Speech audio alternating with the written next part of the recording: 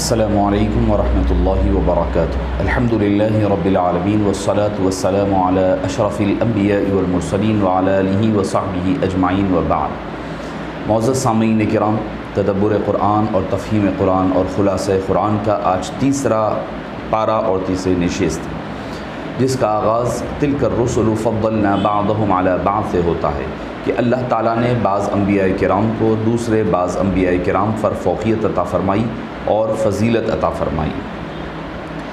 معزز سامعین کرام، نبی ہونے کے اعتبار سے ہر ایک کا ایک اپنا مقام اور مرتبہ ہے، مگر انہی انبیاء کرام میں اللہ نے کسی کو کسی پر فوقیت عطا فرمائی۔ کسی کی فوقیت کو تسلیم کرنا، کسی کی فضیلت کو ماننا دوسرے نبی کی تنقیص یا پھر ان کے شان کو گھٹانا نہیں ہے۔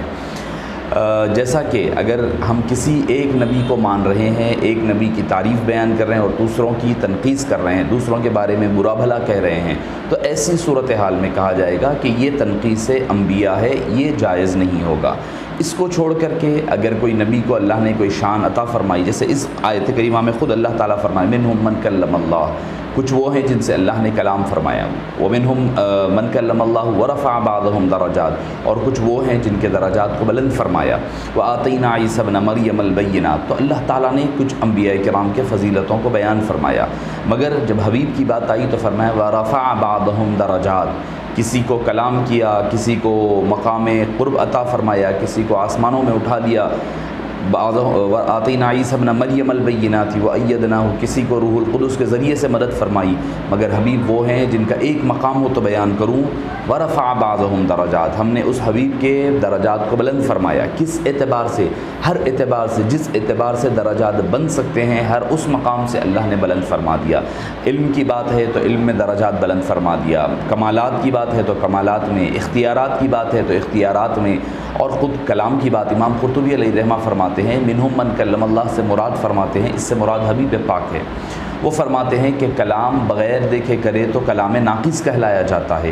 جو آپ کسی سے بات کر رہے ہیں، کسی کی آواز سن رہے ہیں، جب آپ ان کو دیکھیں گے، دیکھ کر کلام کریں گے تو وہ کلام مکمل ہوگا، مکمل کلام ہوگا اور اعلیٰ و عرفہ درجے کا کلام ہوگا۔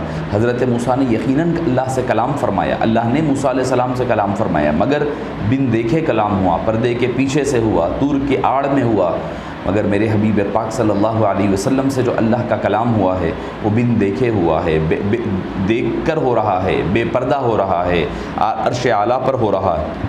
تو فرماتے ہیں کہ کلام جو اللہ تعالیٰ نے یہاں اس آیت میں فرمایا ہے وہ حقیقی کلام تو اللہ تعالیٰ نے حبیب داور صلی اللہ علیہ وآلہ وسلم کو عطا فرمایا ہے۔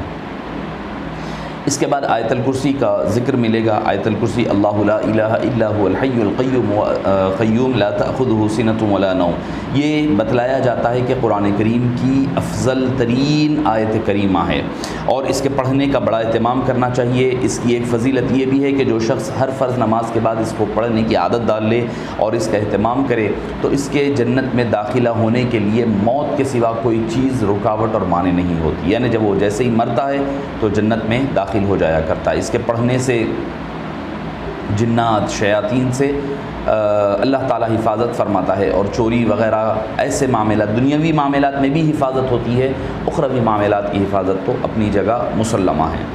اس کے بعد آتا ہے حضرت ابراہیم علیہ السلام کا نمرود سے مناظرہ، الم تر الی الذی حاج ابراہیم فی ربہ ان آتاہ اللہ الملک اذ قال ابراہیم ربی الذی، مناظرہ ہونے لگا۔ مناظرہ کرنا کیا ہوا، اس کی تفصیل کچھ یوں ہے کہ نمرود خدا کو خود کو سجدے کرواتا، خدائی کا دعویٰ کرتا۔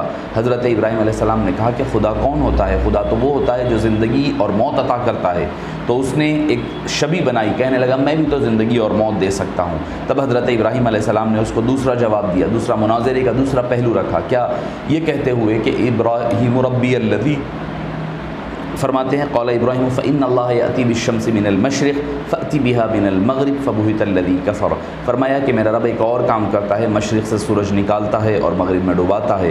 اگر تو سچا خدا ہے، تو خدا برحق ہے، تو ایک کام کر، آج مشرق کا سورج مغرب سے نکال اور مشرق میں ڈوبا۔ فبہت الذی کفر، تو ہکا بکا ہو کر کے رہ گیا۔ حضرت ابراہیم علیہ السلام مناظرے میں کامیاب ہو گئے۔ تو اس سے پتہ چلا کہ کبھی ہوتا یہ ہے کہ کوئی حضرات بدعقیدہ حضرات آ جاتے ہیں، ان سے کبھی مناظرے کا موقع بن جاتا ہے، کبھی خطابت امامت وغیرہ کے یہ ساری چیزیں اسلام کا حصہ ہے، اور اس کا اسلام سے خارج کہنا، یہ اسلام میں تفرقہ ڈالنا کہنا، یہ جائز اور درست نہیں ہے۔ یہ مناظرہ کرنا انبیاء کرام کی بھی سنت رہی ہے۔ اس کے بعد ہمیں آتا ہے حضرت عزیر علیہ السلام۔ حالانکہ نام حضرت عزیر کا وضاحت کے ساتھ نہیں آیا ہے، مگر مفسرین کرام کا اس بات پر متفقہ فیصلہ ہے کہ او کالذی مر علی قریۃ وہی خاویۃ علی عروشها۔ روایتوں میں آتا ہے کہ حضرت عزیر علیہ السلام جب بستی حضرت سلیمان علیہ السلام کے بعد مسجد اقصی جو بیت المقدس تھا پورا ویران ہو گیا تھا، جو پلٹا دیا گیا تھا، او کالذی مر علی قریۃ وہی خاویۃ علی عروشها، وہ عرش کے تلے پلٹا دی گئی تھی۔ تو اس بستی پر سے ان کا اللہ تعالیٰ نے کہا کہ گزر ہوا، تو کہنے لگے باری تعالیٰ یہ بستی اب کون زندہ کرے گا، کون بسے گا اس میں آ کر کے، کیسے یہ آباد ہوگی؟ تو اللہ تعالیٰ نے فرمایا کہ ایک کام کریں، وہ آرام کرنے لگے۔ جب وہ سو گئے تو اللہ نے ان کو 100 سال تک سلا دیا۔ 100 سال کے بعد جب وہ بیدار ہوئے تو کہنے لگے کتنا سویا میں؟ تو کہنے والے نے کہا کہ ایک دن یا ایک رات کا، ایک دن یا ایک دن کا پہر سوئے ہوں گے۔ تو اللہ نے فرمایا کہ نہیں، بلکہ تم نے لبثت یوما او بعض یوم، قالوا بل لبثت 100 عام فانظر الى طعامك وشرابك لم يتسنى انظر الی حمارک ولنجعلک آیۃ للناس، کہ تم اپنے کھانے کو دیکھو، اپنے جانور کو دیکھو، بلکہ تم نے 100 سال گزار کر کے واپس آئے ہیں۔ تو اللہ تعالیٰ نے فرمایا جس طرح ہم تمہارے جانور کو زندہ کیے اور خود تم کو سلا کر کے اٹھائے، اسی طرح اس بستی کو بھی ہم آباد کریں گے۔ آپ دیکھ رہے ہیں کہ وہ بستی آباد ہوئی ہے۔ اس کے بعد حضرت ابراہیم علیہ السلام کے لیے موت کے بعد زندگی کی ایک مثال پیش کی گئی کہ ربی ارینی کیف تحیی الموتیٰ، باری تعالیٰ مجھے دکھا کہ تو کیسے مردوں کو زندہ فرماتا ہے۔ اللہ نے پوچھا کیا تمہیں یقین نہیں ہے؟ کہنے لگی یقین تو ہے۔ کیف تحیی، قال بلی ولکن لیطمئن قلبی، میرے اطمینان قلب کے لیے چاہیے۔ اللہ تعالیٰ نے ان کو کہا کہ 4 جانور لو اور 4 جانوروں کو لے کر کے ان کو دوبارہ ٹکڑے کر کر کے پہاڑوں پر رکھ دیں، پھر انہیں اپنی طرف بلائیں، وہ دوڑتے ہوئے آئیں گے۔ اور ایسے ہی ہوا، وہ دوڑتے ہوئے واپس آئے۔ پھر اس کے بعد انفاق فی سبیل اللہ، یعنی اللہ کے راہ میں پیسے کا خرچ کرنا۔ مثل الذین ينفقون اموالهم فی سبیل اللہ کمثل حبۃ انبتت 7 سنابل، فرمایا کہ کیسے اجر ملے گا اس کی مثال کے ذریعے سے سمجھائے۔ جیسے کسان زمین میں ایک دانہ بوتا ہے، اس سے 7 بالیاں اگتی ہے، ہر بالی میں 100 دانے ہوتے ہیں۔ تو فرمایا تو کسان ایک دانہ خرچ کر کے 100 دانے حاصل کرتا ہے، یہی حال اس شخص کا ہے جو 1 روپیہ 1 پیسہ اللہ کی راہ میں خرچ کر کر کے سینکڑوں نیکیاں کما سکتا ہے اور کما لیتا ہے۔ اس کے بعد سود کی حرمت اور اس کے سود پر وعید بھی آئی۔ فرمایا وَأَحَلَّ اللَّهُ الْبَيْعَ وَحَرَّمَ الرِّبَا، پھر فرمایا فَإِن لَّمْ تَفْعَلُوا وَلَن تَفْعَلُوا فَأْذَنُوا بِحَرْبٍ مِّنَ اللَّهِ وَرَسُولِهِ، فرمایا کہ اللہ نے کاروبار کو حلال کیا ہے اور سود کو حرام کیا ہے۔ اور فرمایا ساتھ ہی ساتھ کہ جو حرام استعمال کرتے ہیں، سود کھاتے ہیں، تو انہیں چاہیے کہ وہ اللہ سے جنگ کرنے کے لیے تیار ہو جائے۔ سود بہت بری بلا ہے۔ سود خور جب سود کو حلال سمجھتا ہے تو اس کا ایمان بھی ختم ہو جاتا ہے۔ وہ حلال سمجھ کر کرے گا تو وہ حلال ختم ہو جائے گا اس کا ایمان۔ اور سود سے ہمیشہ بچنی چاہیے، کیونکہ حدیث پاک میں آیا ہے کہ سود کا 1 روپیہ کھانا اپنی ماں سے 70 مرتبہ بدفعلی کرنے سے زیادہ بڑا جرم ہے۔ اللہ پاک ہمیں اور آپ کو اس سود کی لعنت سے محفوظ فرمائے۔ بسم اللہ۔ پھر فرمایا کہ مالی معاملات، یا ایھا الذین آمنوا اذا تداینتم بدین الی اجل مسمی فاکتبوہ، کہ جب تم کوئی مالی معاملات کرو تو اس کو لکھ لیا کرو۔ ایسا نہ ہو کہ بعد میں کوئی مسائل ہو جائے، اگر کبھی لین دین یا سفر میں رہن رکھنے کی ضرورت پڑ جائے تو اس کی دستاویز بنا لو، اس کا ڈاکومنٹیشن کروا لو، کیونکہ بعد میں جا کر کے مسائل نہ پیدا ہو جائیں۔ پھر اس کے بعد سورہ بقرہ کا ختم ہوتا ہے، بڑی جامع دعا ہے، ربنا لا تؤاخذنا ان نسینا او اخطانا، اے باری تعالیٰ ہماری جو گناہیں ہیں ہم کو تو ہمارے خطاؤں کو درگزر فرما دے، اس کا مواخذہ نہ فرما۔ ولا تحمل علینا اصرا کما حملتہ علی الذین من قبلنا، ہماری ویسے پکڑ نہ فرما جیسے پہلے والے لوگوں کی تو نے پکڑ فرمائی تھی۔ ربنا ولا تحملنا ما لا طاقت لنا بہ، اے باری تعالیٰ ہمارے رب ہم سے وہ بوجھ نہ اٹھایا جس کی ہم طاقت نہ رکھتے ہیں۔ واعف عنا، ہمیں معاف فرما دے، واغفر لنا، ہماری مغفرت فرما، ورحمنا، اور ہم پر رحم فرما، فانصرنا انت مولانا فانصرنا علی القوم الکافرین، تو ہمارا مولا ہے، کافر قوم پر ہماری مدد فرما۔ اس جامع دعا پر یہ سورہ کا اختتام عمل میں آتا ہے، اور اس کے بعد آتا ہے سورہ آل عمران۔ آل کہتے ہیں اولاد کو، عمران ایک شخص یعنی حضرت عیسیٰ علیہ السلام کے نانا کا نام تھا، تو آل عمران یعنی عمران کی اولاد۔ اس صورت میں چونکہ آل عمران کا، حضرت عمران کی اولاد کا، حضرت مریم کا، حضرت عیسیٰ علیہ السلام کا ذکر تفصیل کے ساتھ ملتا ہے، اس لیے اس سورہ کا نام آل عمران ہے۔ اس میں عیسائیوں کے وفد کی آپ صلی اللہ علیہ وسلم کے دربار میں آمد ہوتی ہے، اور 60 افراد پر مشتمل یہ وفد آتا ہے اور آپ صلی اللہ علیہ وسلم سے مکالمہ کرتا ہے، اور کئی چیزوں کی انہوں نے پوچھا۔ انہوں نے کہا کہ اپنے شاعر کو ٹھہرا کر کہنے لگے ہمارے پاس بہترین شاعر ہے، تو آپ صلی اللہ علیہ وسلم نے حضرت حسان بن ثابت کو کھڑا کر فرمایا۔ انہوں نے اپنے بہترین خطیب کو پیش کیا، آپ صلی اللہ علیہ وسلم نے ثابت بن قیس کو آگے فرمایا۔ پھر اس کے بعد انہوں نے کچھ اپنی دلائل دینے لگے، تو آپ صلی اللہ علیہ وسلم نے قرآن کریم کے ذریعے سے، ان کی دلائل کے ذریعے سے، ان کے عقیدہ تثلیث یعنی ٹرینٹی، تین خداؤں کو ماننے والی، یعنی God is Father, God is Son, God is Holy Spirit, اس جو ثالث و ثلاثہ یعنی جو تثلیث کا جو ان کا عقیدہ ہے، ٹرینٹی کا یعنی تین خداؤں کی جو ان کے پاس ایک مت ہے، ایک ان کے اندر ایک فیتھ اور بیلیو ہے، اس کی حبیب پاک صلی اللہ علیہ وسلم نے تردید فرمائی۔ پھر اس کے بعد صفات محکمات اور متشابہات کا ذکر فرمایا، هو الذی انزل علیک الکتاب منہ آیات محکمات ہن ام الکتاب و اخر متشابہات، یعنی محکمات بھی ہے، متشابہات یعنی کچھ محکمات وہ صفات ہیں جس کا معنی ظاہر ہے، مثلا سمع، بصر، دیکھنا، کرنا، جاننا، قدرت رکھنا، یہ ساری چیزیں محکمات میں آتی ہے۔ صفات متشابہات وہ صفات ہیں جس کے معنی غیر واضح اور مبہم نہیں ہے، اور عقل انسانی کی وہاں تک رسائی نہیں ہو سکتی، جیسے یدن اللہ کا ہاتھ، وجہن، عینن، جیسے کلمات اللہ، ایسی کئی چیزیں قرآن کریم میں آئی ہے، تو یہ متشابہات ہے۔ تو ہر چیز ہم سمجھ نہیں سکتے، علماء کرام کی طرف رجوع کرنا پڑے گا، وہ جو معنی کریں اس معنی کو ہمیں اختیار کرنی پڑے گی۔ پھر اس کے بعد اہل کتاب کے جرائم کا ذکر ہو رہا ہے، ان کی کیا کیا خرابیاں ہیں، یعنی ان الذین یکفرون بآیات اللہ، وہ اللہ کی کتابوں آیت کا انکار کرتے ہیں، ویقتلون النبی، اور انبیاء کرام کا قتل کیا کرتے ہیں، اس کا ذکر اللہ تعالیٰ نے وضاحت کے ساتھ فرمایا۔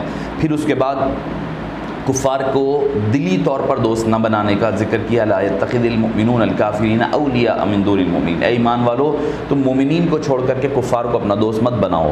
کیوں؟ کیونکہ مسئلہ یہ ہے کہ وہ کبھی بھی تمہیں دھوکہ دے سکتے ہیں، کبھی بھی وہ اپنے لوگوں کے ساتھ جا سکتے ہیں اور تمہارے لیے مسائل کھڑا کریں گے۔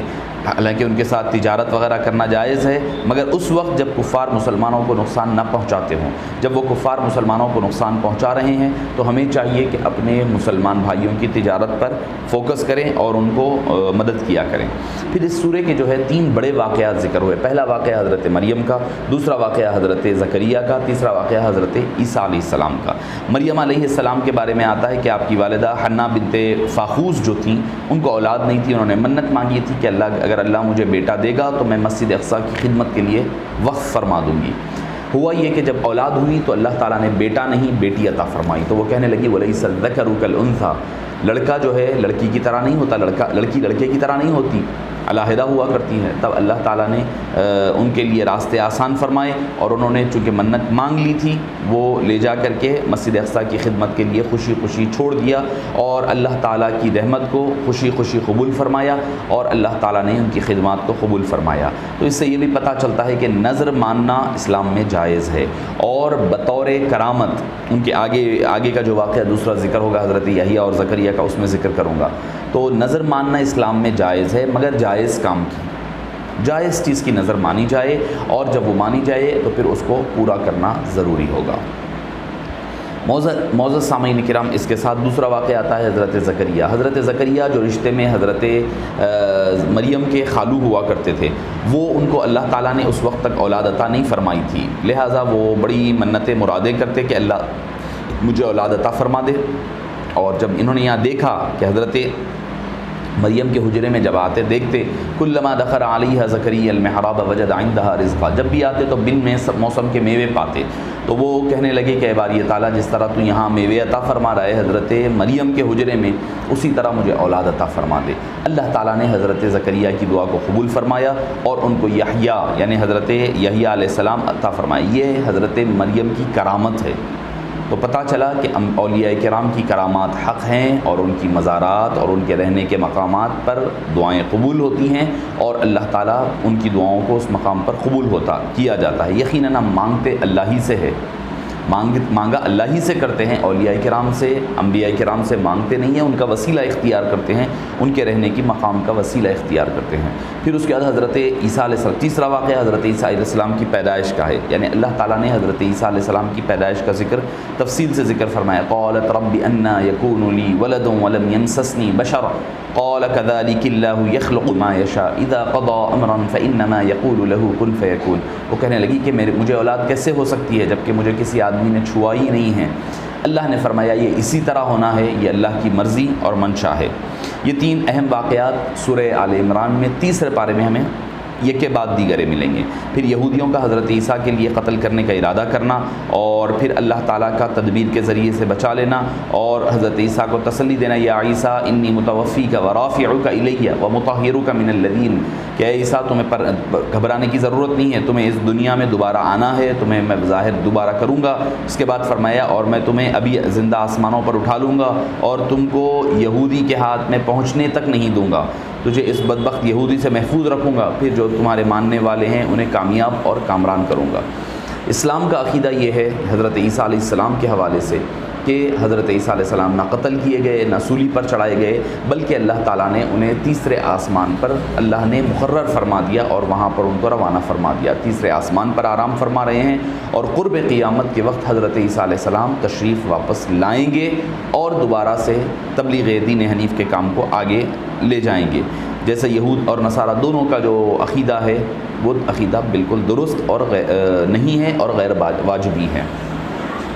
پھر اس کے بعد مباہلے کی دعوت ملتی ہے۔ نجران کے یہودی جو آئے تھے آپ صلی اللہ علیہ وسلم سے دلائل سننے کے باوجود انہوں نے حق کو نہ مانا اور مباہلے کا ارادہ کیا، ڈیبیٹ کا۔ اللہ تعالیٰ نے فرمایا کہ اے حبیب ندعو ابناءنا وابناءکم ونساءنا ونساءکم وانفسنا وانفسکم ثم نبتہل فنجعل، مگر جب آپ صلی اللہ علیہ وسلم لے کر جانے لگے وہ مباہلے کے لیے تیار نہ ہوئے، ڈر گئے۔ جب دیکھا کہ اہل بیت اطہار آ رہے ہیں مباہلے کے لیے، کہنے لگے کہ ہم قتل و تاراج ہو جائیں گے، لہذا تم مباہلے سے واپس ہو جاؤ۔ وہ مباہلے سے واپس ہو گئے اور پھر اس کے بعد انہوں نے جزیہ دینا قبول کر لیا۔ پھر آخر رکوع میں انبیاء کرام سے جو عہد لیا گیا آپ صلی اللہ علیہ وسلم کی رسالت کا، اور فرمایا گیا کہ جب میرے حبیب آ جائیں تو ان پر ایمان لانا، ان کو ماننا، ان کے دست مبارک پر یقین اور ایمان لانا، تبھی جا کر کے میں تمہیں نبوت بھی سرفراز کروں گا، حکمت اور نبوت اور کتابیں دی جائے گی، مگر کب؟ جب آپ ان کو مانیں گے اور ان کے لائے ہوئے دین پر یقین رکھیں گے۔ اگر ایسا نہ کرو گے تو تمہیں وَمَن تَوَلَّىٰ بَعْدَ ذَٰلِكَ فَأُولَٰئِكَ هُمُ الْفَاسِقُونَ، تو تمہیں فاسق اور فاجر بنا دیا جائے گا۔ اس قدر وعید انبیاء کرام کو اللہ تعالیٰ نے حبیب پاک صلی اللہ علیہ وسلم کے حوالے سے وعید نازل فرمائی ہے۔ وصلی اللہ تعالیٰ وسلم علی خیر خلقہ سیدنا محمد وآلہ وصحبہ اجمعین والحمد للہ رب العالمین۔